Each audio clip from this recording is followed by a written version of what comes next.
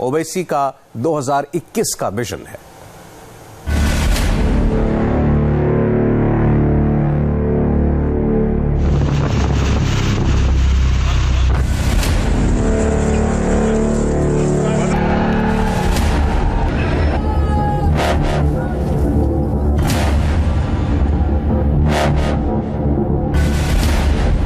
मुसलमान लीडर जिसके पास 5 एमएलए बिहार के हैं, 44 कॉरपोरेटर हैदराबाद के हैं, संसद में 2 एमपी हैं, हैदराबाद में 7 एमएलए और 2 महाराष्ट्र में हैं। उसके बारे में यह भविष्यवाणी है कि 2021 के 5 राज्यों के विधानसभा चुनाव में कम से कम 2 राज्यों का मुख्यमंत्री ओवैसी तय करेंगे।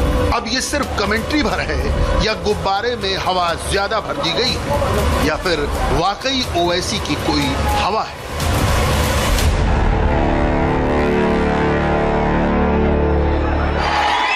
मैं हलवा नहीं हूं, मैं लाल मिर्ची हूं, याद रखो। तुम हलवा समझ के खाना, किसी को अपने पास नहीं आना।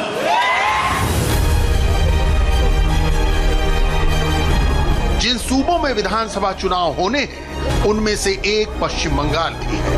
वो बंगाल जहां 10 सालों से दीदी का राज है, जहां दीदी की परमिशन के बगैर पत्ता तक नहीं हिलता। जिस वोट बैंक पर होल्ड का ओवैसी दावा करते हैं वो वोट बैंक दीदी का कोर वोट बैंक है और वो दीदी के पीछे डट कर खड़ा है। अब यहाँ पर 2 सवाल हैं। आखिर ओवैसी में सिर्फ हवा ही हवा भरी है तो ममता बनर्जी को इस हवा से उड़ने का डर क्यों सता रहा है, और दूसरा कि ओवैसी आखिर किस भरोसे इतने दमखम के साथ यहाँ चुनाव लड़ने और जीतने का दावा कर रहे हैं। और इन दोनों ही सवालों के जवाब बिहार चुनाव नतीजों में छिपे हुए हैं। जब करो या मरो की स्थिति में बहुत मामूली अंतर से एनडीए को बढ़त मिली तो ओवैसी की सियासत समझ में आई। एनडीए और यूपीए दोनों की नजरें ओवैसी पर गई और ओवैसी किंग मेकर की भूमिका में नजर आए। ओवैसी भारतीय राजनीति की शतरंज का वो मोहरा है जिसकी चाल का अनुमान लगाना बहुत मुश्किल है। वो कब अपनी ढाई चाल से नुकसान पहुंचा दें आसानी से गेस नहीं किया जा सकता, यानी इन्हें रोका नहीं जा सकता। इसलिए जब वो आगे बढ़ते हैं तो विरोधियों के लिए घातक हो जाते हैं। इस बात को समझना है तो ओवैसी की इन बातों को सुनिए जिसे उन्होंने दलित आइकॉन कांशीराम को कहते सुना था। पहला चुनाव हारने, दूसरा नजरों में आने, तीसरा जीतने के लिए होता है। ओवैसी अगर कांशीराम के इस सिद्धांत पर चलते भी हैं तो एक बात तो स्पष्ट है कि पश्चिम बंगाल के चुनाव में वो ऐसे ही नहीं उतर रहे। प्रेजेंट के साथ फ्यूचर की भी पूरी प्लानिंग है। हम आ रहे बंगाल को, आ रहे अब बराबर आएंगे बंगाल को। मुर्शिदाबाद भी जाएंगे, मालदा भी जाएंगे, दिनाजपुर जाएंगे, सब जगह जाएंगे। आप बोलते जाइए, मेरे को फर्क पड़ने वाला नहीं है। मैं रुकने वाला नहीं हूं। मैं पहले भी कह चुका हूं कि आप जितना बोल सकते बोलिए, मैं आपका जवाब नहीं दूंगा। जनता जवाब देगी, कुदरत जवाब देगी। मेरी मौत मेरे को रोक सकती है। ओवैसी पश्चिम बंगाल आ रहे हैं। इनका कॉन्फिडेंस भी जबरदस्त है, लेकिन सवाल है कि क्या बस इतनी हवा से ही वो पश्चिम बंगाल की सियासी फिजा में अपनी पतंग उड़ा पाएंगे? क्योंकि ग्राउंड पर ये सब इतना आसान नहीं लगता। अरे भाई, अगर नहीं है तो क्यों दर्द हो रहा है पेट में? छोड़ दीजिए ना, अच्छा ही है ना। जब नहीं है तो क्यों दर्द हो रहा है? छोड़ दीजिए ना। नहीं है तो आप फिक्र मत करिए, आराम से बैठिए ना। आप है तो फिर फिक्र करिए, देखिए ना। अरे कुछ करते हैं तो क्यों कर रहे हैं? फिर बोलते नहीं है। अरे नहीं है, ठीक है, अच्छा है ना। आपको फायदा है, हमारे ओपोनेंट्स को फायदा है। असदुद्दीन ओवैसी ने पश्चिम बंगाल में अभी तक एक भी रैली नहीं की है। यहाँ तक कि उन्होंने पश्चिम बंगाल में कदम तक नहीं रखा है। वहीं ममता बनर्जी और बीजेपी ने रैलियों और रोड शोज की झड़ी लगा दी है। बीजेपी शुद्ध रूप से ममता हटाओ अभियान पर काम कर रही है, हिंदू बंगाली कॉम्बिनेशन पर फोकस कर रही है। वहीं ममता बनर्जी ने बाहरी को मुद्दा बनाकर अपने कोर वोटर्स पर भरोसा किया है। इन दो बड़े दावेदारों के बीच असदुद्दीन ओवैसी कहां पर हैं, ये उन्हें समझना होगा, उन्हें अपनी जगह तलाशनी होगी। क्योंकि पश्चिम बंगाल न तो हैदराबाद है और न ही बिहार का सीमांचल। बिहार के मुसलमान और बंगाल के मुसलमान में काफी अंतर है। ओवैसी की छवि इस वक्त मुसलमानों के सबसे बड़े नेता की भले बनाई जा रही हो, लेकिन जमीनी सच्चाई ये भी है, हर मुसलमान एक समान उत्साह से ओवैसी के साथ नहीं है। अनेक मुसलमान ओवैसी को अपना नेता नहीं मानते, उन पर समुदाय को बांटने का आरोप लगाते हैं। दशकों से करोड़ों मुसलमान बड़ी पार्टियों का साथ देते आए हैं और ये पार्टियां उनके साथ अन्य समुदायों के जैसा ही बर्ताव करती रही हैं। जब तक उनके हितों की बात होती रही, तब तक मुसलमानों को अलग वर्ग के रूप में खड़ा होने का जोखिम नहीं उठाना पड़ा। पहले कांग्रेस और लेफ्ट ने यह भूमिका निभाई। मंडल आंदोलन के बाद आरजेडी, समाजवादी और बीएसपी जैसी पार्टियों ने, एआईएमआईएम जैसी कुछ पार्टियों ने जब अलग रास्ता अख्तियार किया तो नतीजा वोट बैंक के रूप में सामने आया। यही कारण है कि मुस्लिम वोट की राजनीति करने वाली पार्टियां ओवैसी को बीजेपी की बी टीम या वोट कटवा कहती हैं, जिसका फायदा बीजेपी को मिलता है। কিছু সংখ্যালঘুদের মধ্যেও কিছু উগ্রপন্থা লোক বেরিয়ে গেছে এবং এরা বিজেপির কাছে টাকা নেয়, মাথায় রাখবেন। বিজেপির কাছে টাকা নেয় একটা দল আছে, হায়দ্রাবাদে তাদের বাড়ি, এখানে বাড়ি নয়। তারা এখানে এসে মিটিং করে বলছে আমি তোমাদের প্রোটেকশন দেব। এই ভুলটা করতে যাবেন না সংখ্যালঘু ভাই বোনেরা। যেমন হিন্দু ভাই বোনেরাও উগ্র রাজনৈতিকবাদের কাছে, উগ্র হিন্দুবাদের কাছে মাথা সমর্পণ করবেন না। अटल बिहारी वाजपेयी बीजेपी की तायद की, वो एनडीए का हिस्सा रही। गुजरात में इतना बड़ा फसाद हुआ। अब ममता बनर्जी अगर ये कह रही हैं तो ममता बनर्जी को अब तक साबिका पड़ा है मीर जाफर और मीर सादिक से। ममता बनर्जी को एक अच्छे मुसलमान से अभी तक साबिका नहीं पड़ा, वो पड़ जाएगा। अगर वो ये कह रही हैं दौलत मिली है तो भाई असदुद्दीन ओवैसी को कोई इतना बड़ा आदमी पैदा नहीं हुआ दुनिया में जो दौलत की बिना पे खरीद सके। दीदी जब ओवैसी पर बीजेपी की बी टीम होने का आरोप लगाती हैं तो उसके पीछे अपनी वजह है। दरअसल ओवैसी जब बंगाल में चुनाव लड़ते हैं तो वो सिर्फ सेक्युलर वोटों का बंटवारा नहीं करते बल्कि दूसरी सीटों को भी प्रभावित करते हैं, जिससे फायदा बीजेपी को मिलता है। जबकि एआईएमआईएम का कहना है कि जब बिहार चुनाव से पहले उन्होंने महागठबंधन में शामिल होने की इच्छा जताई थी तो उन्हें भगा दिया गया। आरजेडी और कांग्रेस को डर सता रहा था कि ओवैसी की एंट्री से नुकसान हो सकता है या फिर उन्होंने कमतर आंका, लेकिन यही सवाल अब बंगाल में खड़ा हो रहा है और यही कंडीशन हो सकता है कि बंगाल में भी दोहराई जाए। फाइनल रिपोर्ट यह है कि फिलहाल बंगाल में ओवैसी अकेले लड़ रहे हैं। सीमांचल से लगी सीटों पर चुनाव लड़ने की प्लानिंग है, लेकिन सबसे बड़ा सवाल यह है कि बंगाल में पतंग उड़ाने की ताकत उनको कहां से मिल रही है। बंगाल का मुसलमान क्या सिर्फ मुसलमान के नाम पर वोट देगा? दीदी को निकालकर मुसलमानों के दिल में ओवैसी कैसे जगह बनाएंगे? बंगाली मुसलमान बंगाली बोलता है, वो उससे कैसे कनेक्ट करेंगे? इन सवालों का जवाब जानने के लिए मालदा की कलियाचक मस्जिद के बाहर खड़े इन मुसलमानों ने ओवैसी को लेकर अपनी राय रखी। कलियाचक की मशहूर 5 तला मस्जिद के आसपास के इलाके में 90% मुसलमान हैं। कांग्रेस के अब्दुल गनी खान चौधरी का क्षेत्र रहा है, लेकिन ओवैसी को लेकर मुसलमानों ने जो कहा वो ओवैसी के लिए ही बड़ा चैलेंज होगा। इस बार क्या पश्चिम बंगाल के चुनाव में एआईएमआईएम का फैक्टर होगा? नहीं होगा। यहाँ से कांग्रेस वो नहीं होगा। मीम का कोई अस्तित्व तो नहीं है इधर। कारण क्या है? वो मुसलमान का पार्टी, वो एक तरफा पार्टी हो गया ना, वो तो बीजेपी में उसमें क्या फर्क रह जाएगा। वो बीजेपी सांप्रदायिक दल है तो वो भी सांप्रदायिक दल बन जाएगा ना, मुसलमान का वो फैक्टर नहीं पड़ेगा मुसलमान का। कुछ लोग ये भी कह रहे हैं क्योंकि वो बाहरी हैं, हैदराबाद से आ रहे हैं, तो पश्चिम बंगाल को क्या समझेंगे, यहाँ के लोगों को क्या समझेंगे? क्या ये भी एक कारण है? ये नहीं है, क्यों? ये वहाँ का राजनीति अलग है, यहाँ का राजनीति अलग है, उससे कोई फैक्टर नहीं है यहाँ। मतलब ये कि जनाब ये बिहार और हैदराबाद नहीं है। ये बात सही है कि बंगाल में धर्म के नाम पर वोट दिया जाता है। धर्म यहाँ एक बड़ा फैक्टर है, लेकिन जरूरी नहीं कि मुसलमान ओवैसी को मुसलमान के नाम पर वोट दे। मगर ओवैसी ने मन बना लिया है कि लड़ेंगे और पूरी ताकत के साथ लड़ेंगे। अब इस भरोसे के पीछे की वजह क्या है, उसको समझने के लिए आपको हैदराबाद चलना होगा, जहां से ओवैसी ने सियासत की ABCD सीखी और सबसे पहले अपनी पॉलिटिक्स की प्रयोगशाला का सफल टेस्ट भी किया।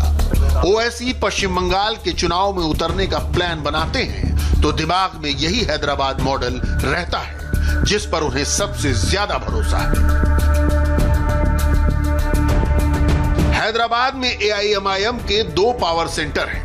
पहला ओवैसी का शास्त्रीपुरम वाला घर और दूसरा दारुस्सलाम में AIMIM का हेडक्वार्टर। इन्हीं दोनों जगहों पर ओवैसी की पार्टी ब्रेनस्टॉर्मिंग करती है और यहीं पर स्ट्रेटजी बनती है। 2008 में पार्टी की बागडोर संभालने के बाद असदुद्दीन ओवैसी ने हैदराबाद मॉडल बनाया था और इसी मॉडल से वो हर जगह जनता के बीच वोट मांगते हैं। अपने इस मॉडल में ओवैसी ने सबसे पहले अपने वोटर्स को इस बात के लिए आश्वस्त किया कि उनके विधायक कॉरपोरेटर जनता के प्रति जवाबदेह बने रहेंगे।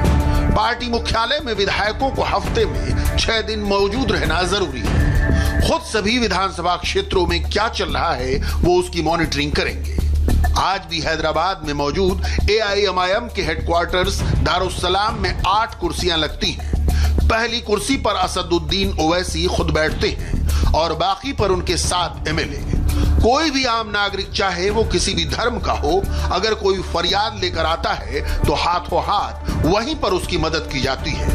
ऐसा लगभग हर रोज होता है। इसके अलावा ओवैसी भी अपने वोटरों को सहज उपलब्ध रहते हैं। जनता के बीच रहकर काम करने का तरीका असदुद्दीन ओवैसी को बाकी नेताओं से जुदा करता है। आप देखिए, दारुस्सलाम का हेडक्वार्टर है और खुद असदुद्दीन ओवैसी वहां पर खड़े होकर लोगों के बीच बात कर रहे हैं। इसी दफ्तर में रोज जितने भी असदुद्दीन ओवैसी के MLAs हैं, कॉरपोरेटर्स हैं, वो खुद यहाँ पर आकर बैठते हैं। जनता सीधे उन तक पहुँचती है, बातचीत होती है, संवाद होता है और जो भी मसले जनता के होते हैं वो तुरंत निपटा दिए जाते हैं। यही एक अंदाज है असदुद्दीन ओवैसी और यही बात वो अपने पार्टी के दूसरे नेताओं तक भी पहुंचाते हैं और सबसे ये उम्मीद रखते हैं कि वो भी उन्हीं की वर्किंग स्टाइल में काम करें, क्योंकि उनका ये वर्किंग स्टाइल जनता के बीच रहना, जनता से लगातार बातचीत करना और खुद सीधे मॉनिटर करना बाकी नेताओं से, बाकी दलों से उनको जुदा करता है। और यही वजह है कि हैदराबाद में उनकी पकड़ इतनी मजबूत है और हैदराबाद से आगे बढ़ते हुए अब वो देश के दूसरे राज्यों में भी अपनी पार्टी की पकड़ को और मजबूत बना रहे हैं। हैदराबाद में जब बाढ़ आई तो ओवैसी को लोगों ने घंटों पैदल ही बाढ़ वाले इलाकों में मदद पहुंचाने के लिए दौरा करते देखा। हैदराबाद में आधी रात को भी मदद करने के लिए निकल आए थे। बाकी नेताओं की तरह वो आलीशान कारों में घूमने और जनसभा करने में बिल्कुल विश्वास नहीं रखते।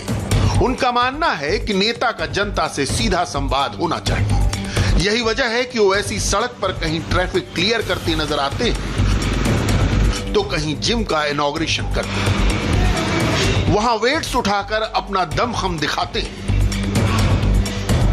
वो अपने साथ कोई गनमैन नहीं रखते। कहीं जल्दी जाना हो तो खुद ही मोटरसाइकिल लेकर निकल पड़ते हैं।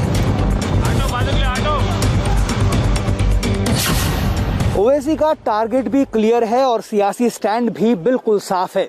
अपने कोर वोटर्स तक किस मैसेज को कब पहुंचाना है, कैसे पहुंचाना है, वो ये क्लियरली जानते हैं।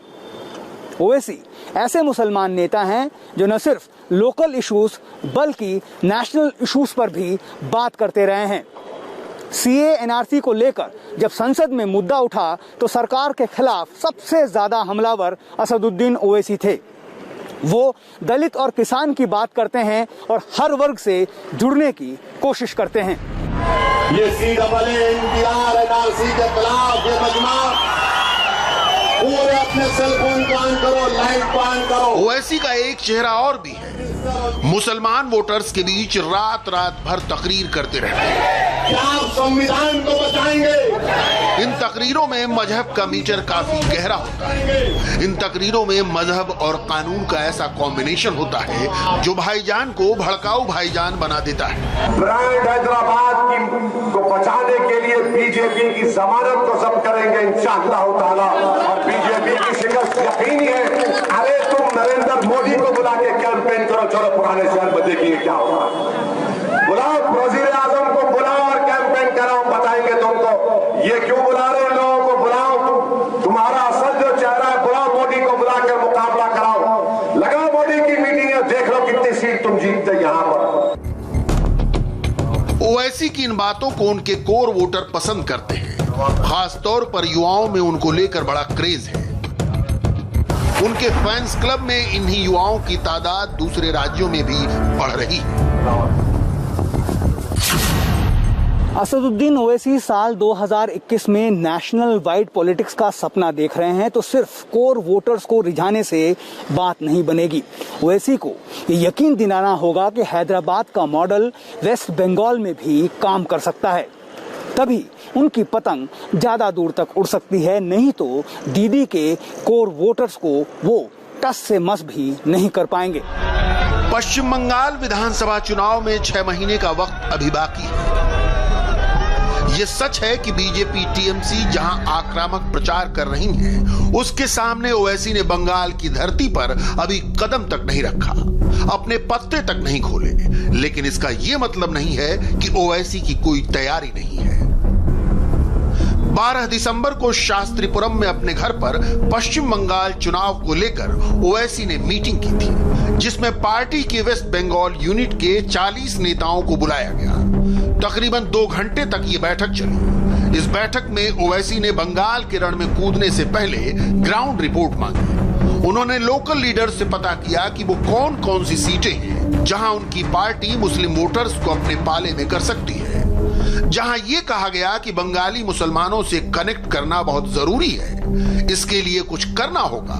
जिसके बाद AIMIM का एक न्यूज चैनल जिसका नाम है 4 TV, इस चैनल की रीच बंगाल में बढ़ाई जा रही है। इस चैनल को उन इलाकों तक पहुंचाया जा रहा है जहां मुस्लिम चुनाव की हार जीत तय करते हैं, ताकि वहां मुसलमान वोटर्स के बीच AIMIM और ओवैसी की इमेज बिल्डिंग की जा सके।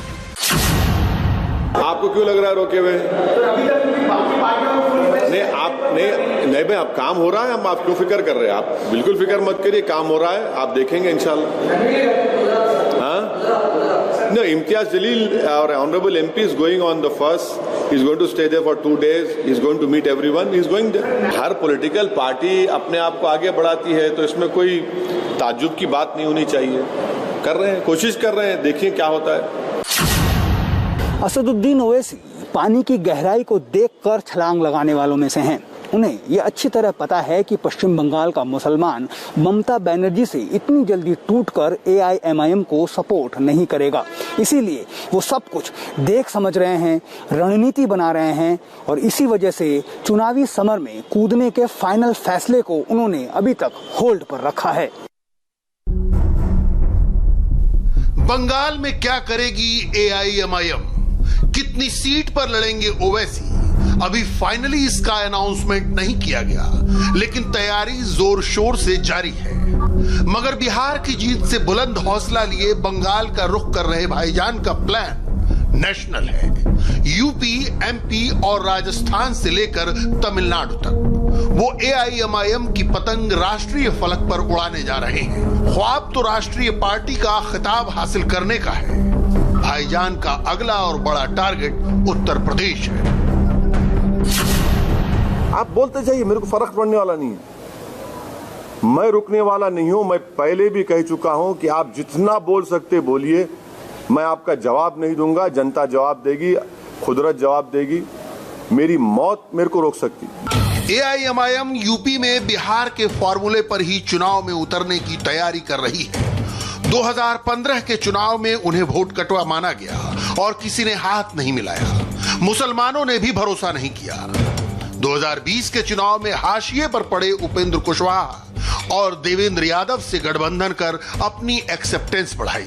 नतीजे आए तो उस गठबंधन से अकेले ओवैसी के 5 विधायक जीते, बाकियों को कोई फायदा नहीं हुआ। यूपी में इस फॉर्मूले की पहली तस्वीर 16 दिसंबर को आई, जब लखनऊ में ओवैसी और राष्ट्रीय समाज पार्टी के अध्यक्ष ओम प्रकाश राजभर ने मुलाकात की। होटल में ये मुलाकात करीब आधा घंटा चली। राजभर के साथ ओवैसी के भागीदारी संपर्क मोर्चे का ऐलान हो चुका है। 2022 में मिलकर चुनाव लड़ने की बात तय हुई है और शेष बातें हम लोग आगे करते रहेंगे। भागीदारी संपर्क मोर्चा का हम हिस्सा बनेंगे और उनके साथ हम काम करेंगे। राजभर साहब के उसके नेता हैं, कन्वीनर, उनके साथ हम काम करेंगे। यूपी में करीब 19% मुस्लिम आबादी है। यूपी के 51 जिलों में मुस्लिम आबादी 10 से 40% तक है। 3 जिलों में मुस्लिम आबादी 40% से भी ज्यादा है। 16 जिलों में मुस्लिम आबादी 20 से 40% है। 35 जिलों में मुस्लिम आबादी 10 से 20% है। 17 जिलों में मुस्लिम आबादी 10% से कम है। यूपी की कुल 403 सीटों में से 143 सीटें मुस्लिम फैक्टर वाली मानी जाती हैं। इनमें करीब 110 सीटों पर 30 से 40% मुस्लिम वोटर हैं। 44 सीटों पर 40 से 50% मुस्लिम वोटर हैं, जबकि 11 सीट पर मुस्लिम वोट 50 से 65% है। पिछले चुनाव के आंकड़े बताते हैं कि मुस्लिम और ओबीसी वोट के बिखराव की वजह से कई मुस्लिम बहुल इलाकों में भी बीजेपी जीती। 2017 के विधानसभा चुनाव में ओवैसी ने 38 उम्मीदवार खड़े किए थे। इन उम्मीदवारों को कुल मिलाकर 2,05,232 वोट मिले थे, यानी सिर्फ 0.2%। कहानी यही भर नहीं है। राजभर से मुलाकात से पहले प्रगतिशील समाजवादी पार्टी लोहिया के राष्ट्रीय अध्यक्ष शिवपाल सिंह यादव भी ओवैसी के साथ मिलकर चुनाव लड़ने का संकेत दे चुके हैं। शिवपाल कह चुके हैं कि जितनी भी धर्मनिरपेक्ष पार्टियां हैं, हम उन सभी पार्टियों से बात करेंगे, मगर उससे भी पहले पंचायत चुनाव में इस गठबंधन का लिटमस टेस्ट हो जाएगा। शिवपाल साहब से हमारे उत्तर प्रदेश के अध्यक्ष जनाब शौकत साहब ने मीटिंग की है और मैं इंशाल्लाह आने वाले चंद दिनों में जनाब शिवपाल साहब से मेरी मुलाकात होगी, मैं उनसे बात करूंगा। पहला टेस्ट पंचायत चुनाव में होना है। ओम प्रकाश राजभर और शिवपाल यादव की प्रगतिशील समाजवादी पार्टी जैसे छोटे दलों को अगर एक मंच पर लाने में ओवैसी कामयाब हो जाते हैं तो यूपी की पॉलिटिक्स दिलचस्प हो सकती है। एक बात साफ है कि इसका फायदा ओवैसी को भले ना मिले, लेकिन ओवैसी के इस फॉर्मूले से दलित, पिछड़ों और मुस्लिम और ओबीसी मुस्लिम की राजनीति करने वाले दलों के लिए मुश्किलें खड़ी हो सकती हैं, क्योंकि ओवैसी को अपने कोर वोट बैंक पर तो पूरा भरोसा है और उसमें अगर ओबीसी का तड़का लग गया तो ओवैसी यहां असर डाल सकते हैं। अपनी इसी ताकत के जरिए ओवैसी राजस्थान, तमिलनाडु से लेकर राष्ट्रीय फलक पर पतंग उड़ाने की कोशिश में है। और नए साल पर रात 11 बजे के नाइट कर्फ्यू से पहले राजधानी दिल्ली की तस्वीर कैसी है, देखिए एक ब्रेक के बाद।